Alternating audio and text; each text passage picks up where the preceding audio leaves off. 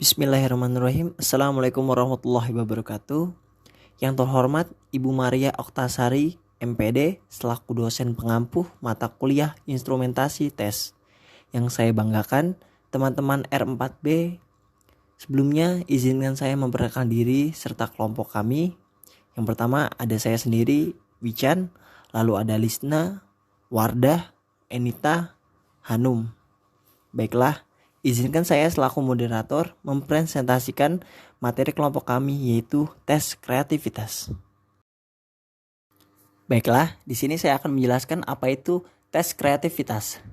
Tes kreativitas sendiri ialah suatu tes yang digunakan untuk mengukur kemampuan berpikir divergen dengan membedakan aspek kelancaran, kelenturan, orisinalitas, dan kerincian dalam berpikir, serta untuk merasakan dan mengamati adanya masalah, membuat dugaan tentang pengukuran masalah ini, menilai dan menguji dugaan atau hipotesis, kemudian mengubah dan mengujinya lagi, dan akhirnya menyampaikan pada hasil-hasilnya. Baik, selanjutnya akan dijelaskan oleh rekan saya. Waktu dan tempat dipersilahkan. Baik, terima kasih Wichan. Materi selanjutnya saya akan menjelaskan tentang ciri-ciri individu yang kreatif. Menurut Guilford, ciri-ciri orang yang kreatif terdiri dari yang pertama, kelancaran, kemampuan memproduksi banyak ide. Yang kedua, keluasan, kemampuan untuk mengajukan bermacam-macam pendekatan jalan pemecah masalah. Yang ketiga, keaslian, kemampuan untuk melahirkan gagasan yang orisinil sebagai hasil pemikiran sendiri. Yang keempat, penguraian, kemampuan menguraikan sesuatu yang terperinci. Yang kelima, perumusan kembali, kemampuan untuk mengkaji kembali suatu persoalan melalui cara yang berbeda dengan yang sudah lazim. Sedangkan menurut Campbell atau dalam Mangharjana 1986 mengemukakan ciri-ciri kreatif yang secara umum dapat dikelompokkan menjadi 3 kategori, yaitu yang pertama, ciri-ciri pokok yang disebut dengan kunci untuk melahirkan ide, gagasan, ilham, pemecahan, cara baru, penemuan. Ciri-ciri pokok ini meliputi yang A. Kelincahan mental adalah kemampuan untuk bermain-main dengan ide-ide, gagasan konsep, lambang-lambang, kata-kata, angka-angka, dan khususnya melihat hubungan yang tidak biasa dari ide-ide. Yang B.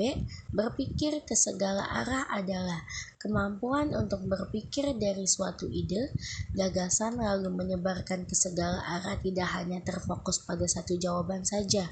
Yang C. Fleksibilitas konseptual adalah kemampuan untuk secara spontan mengganti cara memandang, pendekatan, kerja yang tak jalan. Yang D. Orisinalitas adalah kemampuan untuk mengeluarkan ide, gagasan, pemecahan, cara kerja yang tidak lazim, yang jarang bahkan mengejutkan. Yang E. Lebih menyukai kompleksitas. Dari penyelidikan diketemukan bahwa pada umumnya orang-orang kreatif lebih menyukai kerumitan daripada kemudahan, memilih tantangan dari keamanan, cenderung pada yang lebih kompleks dari yang sederhana. Akibatnya bentuk verbal dan bentuk figural. Tes terbaru yang sudah diadaptasi untuk Indonesia yaitu tes lingkaran atau circle test dari Torrance. Tes ini pertama kali digunakan di Indonesia oleh Utami Munandar atau 1977 dalam penelitian untuk disertasinya Creativity and Education, guna membandingkan ukuran kreativitas verbal dengan ukuran kreativitas figural.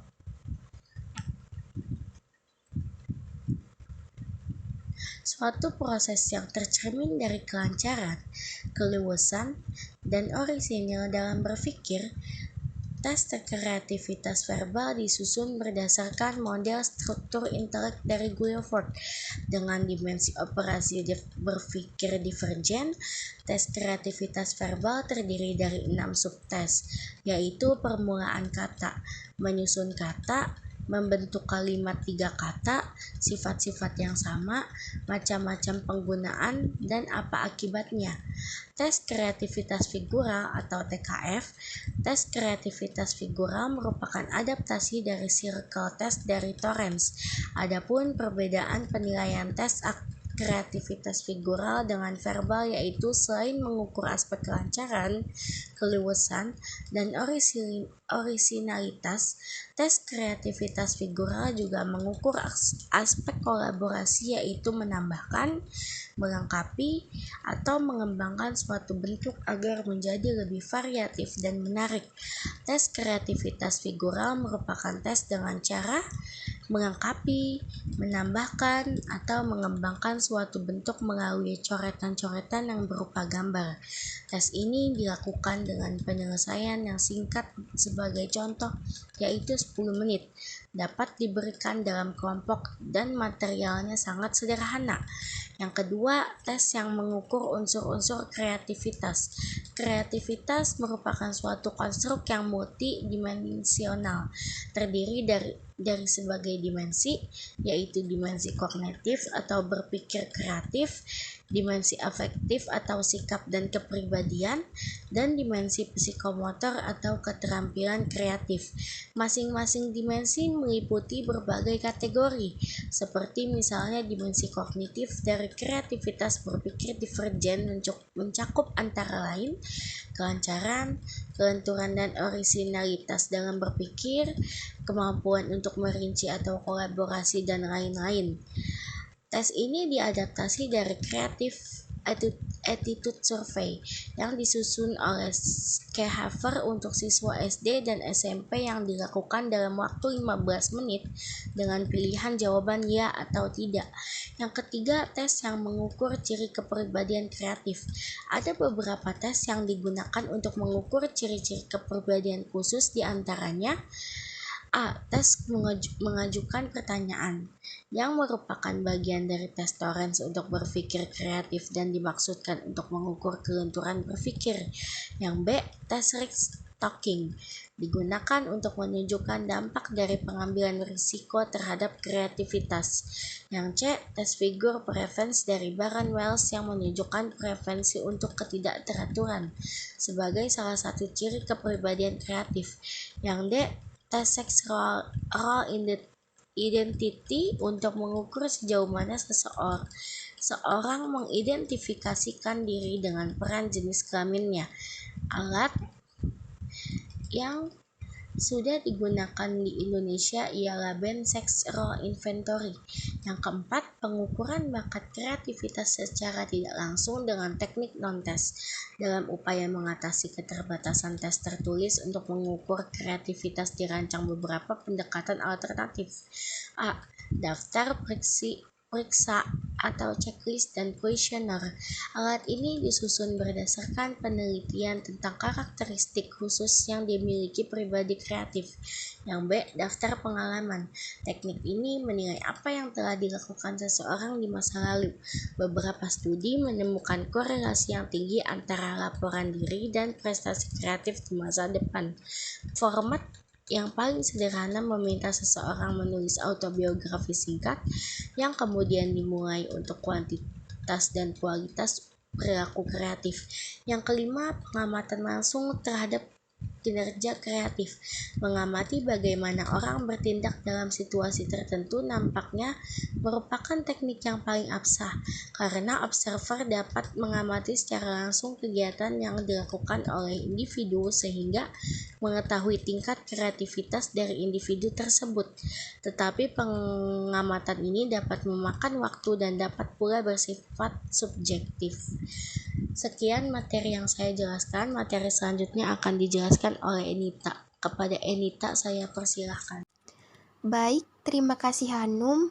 Selanjutnya di sini saya akan menjelaskan kegunaan tes kreativitas.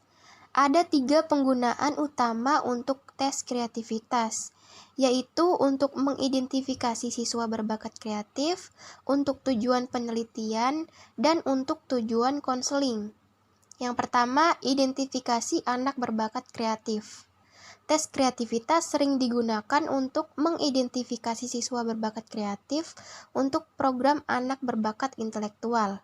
Kebanyakan program anak berbakat berasaskan bahwa siswa kreatif perlu diidentifikasi dan kreativitas perlu diajarkan. Yang kedua, penelitian. Penelitian membantu kita memahami perkembangan kreativitas. Tes kreativitas dalam penelitian dapat digunakan dengan dua cara. Pertama, untuk mengidentifikasi orang-orang kreatif dan membandingkan mereka dengan orang-orang yang biasa. Kedua, tes kreativitas dalam penelitian dapat digunakan untuk menilai dampak pelatihan kreativitas terhadap kekreatifan peserta. Dan yang terakhir, konseling. Konselor atau guru BK di sekolah dasar dan menengah memerlukan informasi mengenai seorang siswa yang dikirim karena sikapnya yang apatis, tidak kooperatif, kurang berprestasi, atau karena masalah lain. Mungkin saja siswa itu sebetulnya kreatif, tetapi tidak tahan akan pekerjaan rutin yang baginya membosankan, sikap guru yang otoriter, dan kurang memberikan kebebasan dalam ungkapan diri. Tes kreativitas dapat membantu konselor, guru, orang tua, dan siswa sendiri untuk mengenali dan memahami bakat kreatif siswa yang terpendam. Informasi ini memungkinkan guru untuk merancang kegiatan yang menantang dan menarik bagi siswa kreatif. Sekian yang saya jelaskan, selanjutnya akan dijelaskan oleh Lisna. Kepada Lisna dipersilahkan. Baik, terima kasih Edita. Selanjutnya saya akan menjelaskan mengenai faktor-faktor yang mempengaruhi tes kreativitas. Timbul dan tumbuhnya kreativitas yang selanjutnya itu berkembang suatu kreasi yang diciptakan oleh seseorang individu tidak dapat luput dari pengaruh kebudayaan serta pengaruh masyarakat tempat individu itu hidup dan juga bekerja. Tetapi ini tidak cukup, masyarakat dapat menyediakan berbagai kemudahan, sarana, dan prasarana untuk menumbuhkan daya cipta anggotanya. Tetapi akhirnya semua kembali pada bagaimana individu itu sendiri, sejauh mana ia merasakan kebutuhan dan dorongan untuk menjalankan kegiatan secara kreatif. Untuk itu, ada beberapa faktor yang mempengaruhi kreativitas yang terdiri dari faktor eksternal dan juga faktor internal. Yang pertama ada faktor eksternal. Yang pertama ada faktor lingkungan keluarga. Lingkungan keluarga yang harmonis dan demokratis mendorong anak untuk mengekspresikan diri tanpa adanya tekanan dan juga hambatan. Yang kedua ada faktor lingkungan sekolah. Sekolah merupakan lingkungan kedua setelah keluarga. Suasana, kondisi sekolah sangat menentukan kreativitas berkembang. Kemudian yang ketiga ada faktor lingkungan masyarakat. Lingkungan masyarakat bersifat heterogen dan kultur yang berbeda. Lingkungan yang tidak kondusif mengakibatkan anak tidak berkembang kreativitasnya. Kemudian ada faktor internal. Yang pertama itu ada jenis kelamin. Jenis kelamin akan berpengaruh terhadap kreativitas. Anak laki-laki cenderung lebih besar kreativitasnya daripada anak perempuan, terutama setelah masa kanak-kanak. Hal ini disebabkan adanya perbedaan perlakuan antara anak laki-laki dan juga perempuan. Anak laki-laki dituntut untuk lebih mandiri, sehingga anak laki-laki biasanya lebih berani mengambil resiko dibandingkan dengan anak perempuan. Yang kedua ada urutan kelahiran. Anak sulung, anak tengah, dan anak bungsu akan berbeda tingkat kreativitasnya. Anak yang lahir di tengah, belakang, dan anak tunggal cenderung lebih kreatif daripada anak yang lahir pertama. Hal ini terjadi karena biasanya anak sulung lebih ditekan untuk lebih menyesuaikan diri oleh orang tua sehingga anak lebih penurut dan juga kreativitasnya mati. Kemudian ada intelijensi.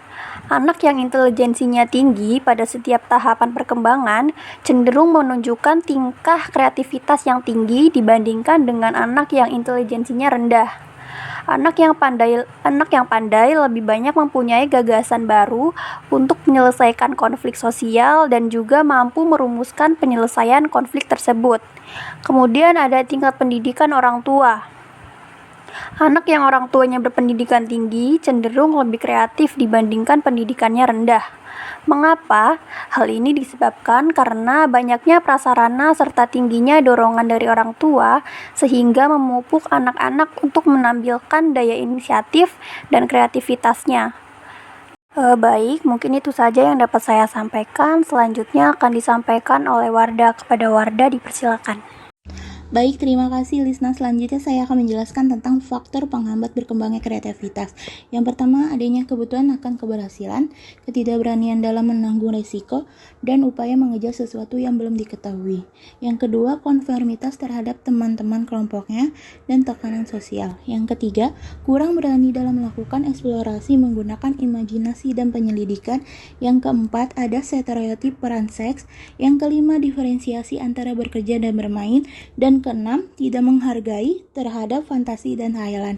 Sekian dari saya, terima kasih. Kembali lagi ke moderator. Baik, terima kasih kepada kelompok yang telah menjelaskan. Terima kasih juga kepada teman-teman sekalian yang telah memperhatikan. Jika ada yang ingin bertanya terkait materi pembahasan, bisa di chat di WA Group yang nantinya akan kami jawab. Terima kasih atas perhatiannya. Wassalamualaikum warahmatullahi wabarakatuh.